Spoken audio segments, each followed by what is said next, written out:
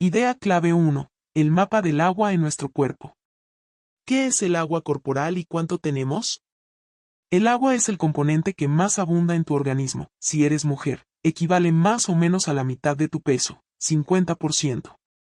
Si eres varón, representa un 60%. Ejemplo, en un hombre que pesa 80 kilogramos, unos 48 kilogramos son pura agua. ¿Dónde está guardada toda esa agua? El agua se reparte en dos grandes almacenes separados por las membranas de las células. Líquido intracelular, ICF, es el agua que está encerrada dentro de las células, ocupa el 55 a 75% del total. Líquido extracelular, SF, es el agua que está fuera de las células. El 25 a 45% restante.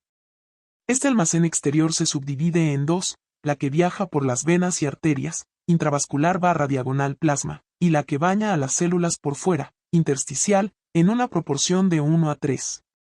¿Cómo se mueve el agua entre los almacenes? El agua se mueve persiguiendo el equilibrio osmótico, es decir, viaja libremente hacia donde el líquido esté más concentrado para equilibrar las cosas. ¿Cuál es el detalle clave? Que lo que hay disuelto en cada compartimiento es totalmente diferente.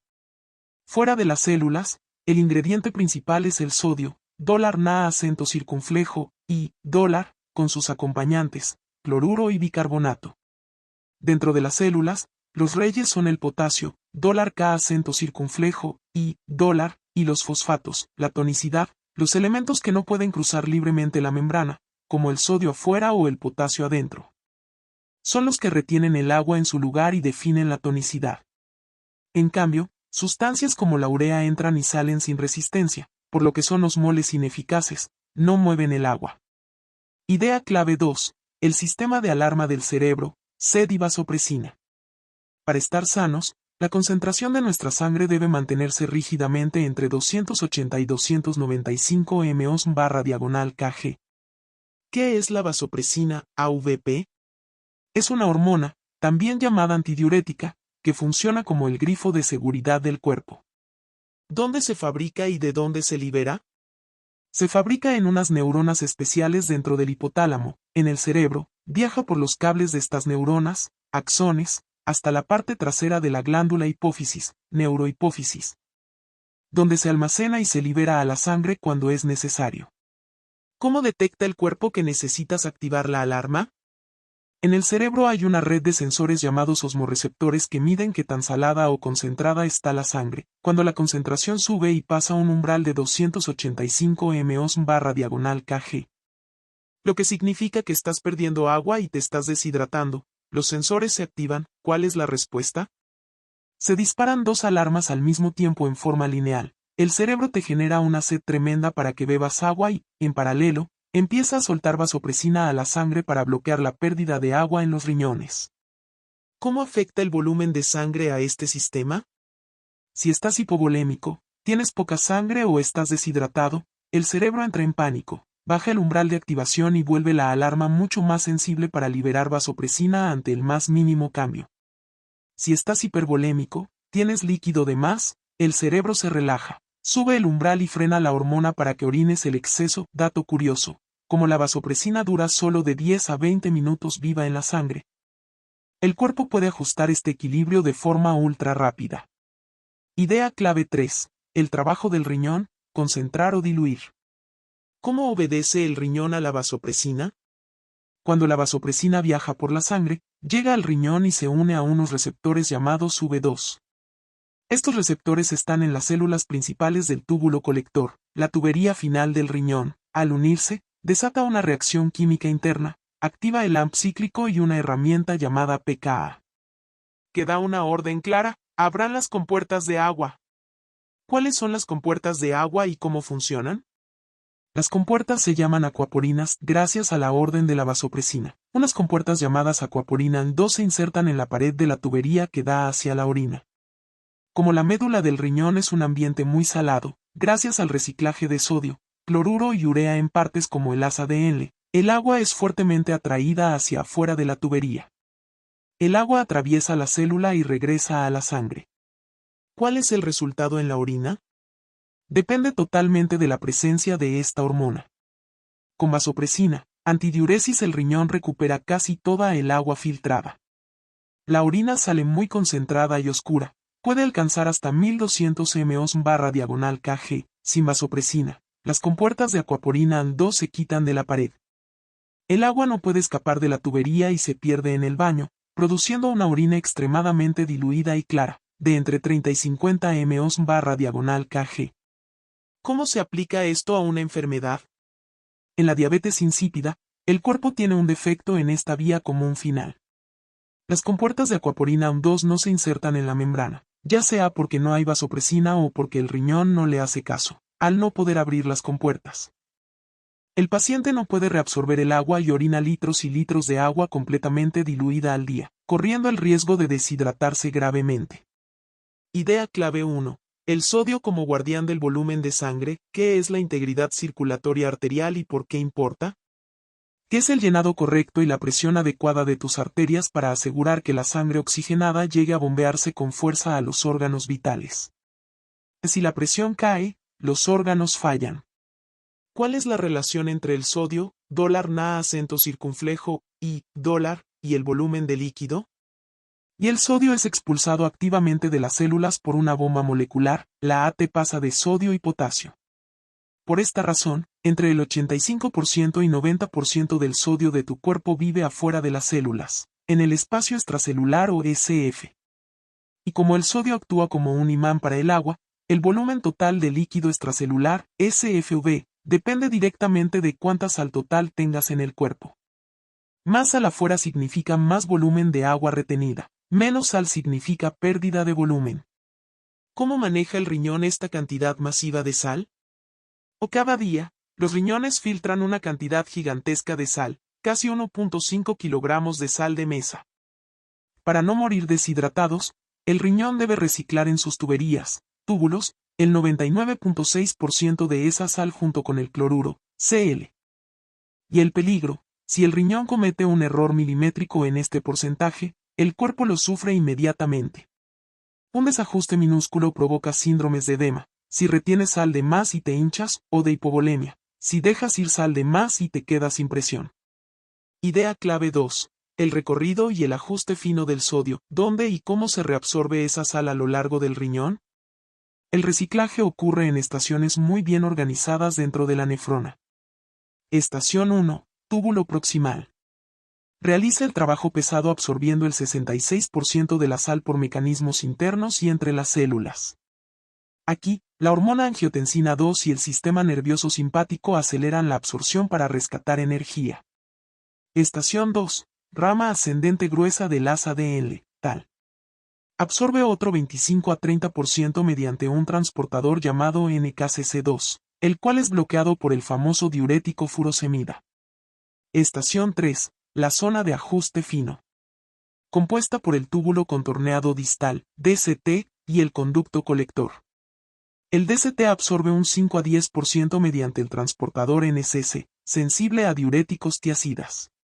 Al final, en el conducto colector, unas células llamadas principales absorben lo último de sodio mediante canales llamados ENaC. ¿Cuál es el papel de la aldosterona aquí? La aldosterona es la hormona jefa del ajuste fino.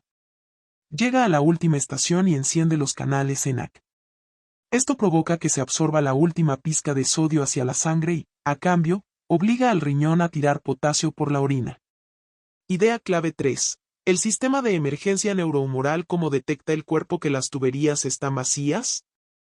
Cuando la sangre baja por deshidratación, hipovolemia, porque el corazón no bombea bien, insuficiencia cardíaca, o porque las arterias se ensancharon demasiado, vasodilatación excesiva. El sistema de tuberías pierde presión y no se llena por completo. Unos sensores de presión, baroreceptores, en el corazón, ventrículos, y en las grandes arterias detectan esta caída de inmediato. ¿Cuál es la respuesta de emergencia del cuerpo? Se dispara una superalarma química y nerviosa en bloque, activación neurohumoral. 1. Aumenta el tono simpático. El sistema nervioso aprieta las arterias, vasoconstricción, para subir la presión. 2. Se activa el eje renina-angiotensina-aldosterona. Estas hormonas corren al riñón para ordenarle que absorba absolutamente todo el cloruro de sodio que pueda. 3. Se dispara la vasopresina. AVP, la hormona antidiurética, sale en grandes cantidades a la circulación. ¿Cómo actúa la vasopresina, AVP, para salvar el sistema? La AVP tiene dos armas secretas dependiendo del receptor que toque. Receptores V1A, en las arterias provoca que las arterias se cierren con fuerza, vasoconstricción, aumentando la resistencia para que la poca sangre disponible se dirija directo a los órganos vitales. Receptores V2, en el riñón retiene agua con desesperación. Y el efecto colateral, como el cuerpo está asustado protegiendo la presión circulatoria, activa tanto el receptor V2 que retiene agua pura de forma exagerada, lo que termina aguando o diluyendo el sodio en la sangre, provocando hiponatremia, sodio bajo por exceso de agua. Idea clave 1. ¿Qué es la hipovolemia y por qué ocurre? ¿Qué es exactamente? La hipovolemia es la disminución real del volumen de sangre y líquidos en tu cuerpo.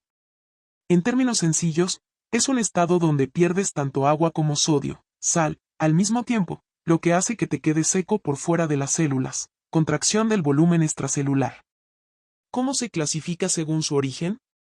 El líquido se puede escapar por dos grandes tuberías. 1. Causas renales. El problema es el riñón tira demasiada agua y sal por la orina. 2. Causas extrarrenales. El líquido se escapa por otro lado, el agua y la sal se pierden a través del tubo digestivo, la piel, los pulmones o se acumulan en zonas donde no deberían estar. Idea clave 2. Las rutas de escape de líquido. ¿Cuáles son las causas renales? Y diuresis osmótica. Cuando hay demasiada azúcar, glucosa o urea en la orina, estas sustancias actúan como esponjas que arrastran el agua y la sal hacia afuera. También pasa con medicamentos como el manitol, usado para desinflamar el cerebro. Medicamentos diuréticos. Son fármacos diseñados específicamente para obligar al riñón a tirar sal y agua. Otros medicamentos, como los antibióticos trimetoprim o pentamidina, hacen esto mismo como un efecto secundario dañino. O fallas del propio riñón, enfermedades que dañan los tubos del riñón, como la nefritis o la lesión tubular aguda, o la falta de hormonas que retienen sal, deficiencia de aldosterona / mineralocorticoides. ¿Cuáles son las causas extrarrenales? Y el tubo digestivo, normalmente, entran 9 litros de líquido al día a tus intestinos, 2 litros que bebes y 7 litros que tus órganos secretan, y absorbes el 98%. Si tienes vómitos o diarrea, esa absorción falla y pierdes litros de líquido. O dato elaborado, el vómito te hace perder ácidos, causa alcalosis, y la diarrea te hace perder bicarbonato, causa acidosis.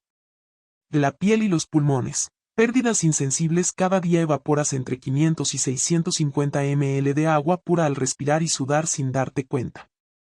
Si tienes fiebre, hiperventilas o haces ejercicio bajo el calor, esta pérdida se multiplica.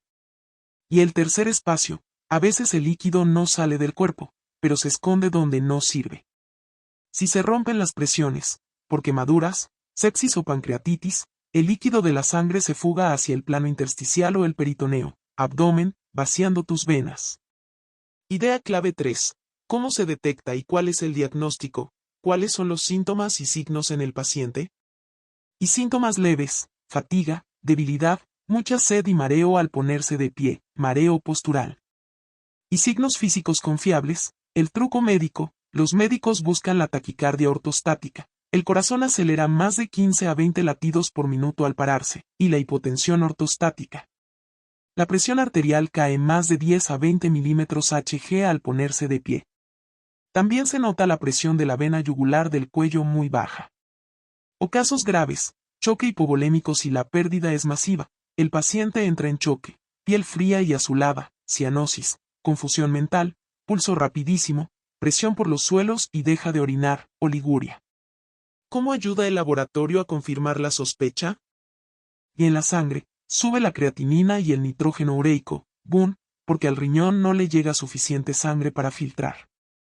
Y en la orina, como el cuerpo está desesperado por salvar líquido, el riñón cierra todas sus compuertas.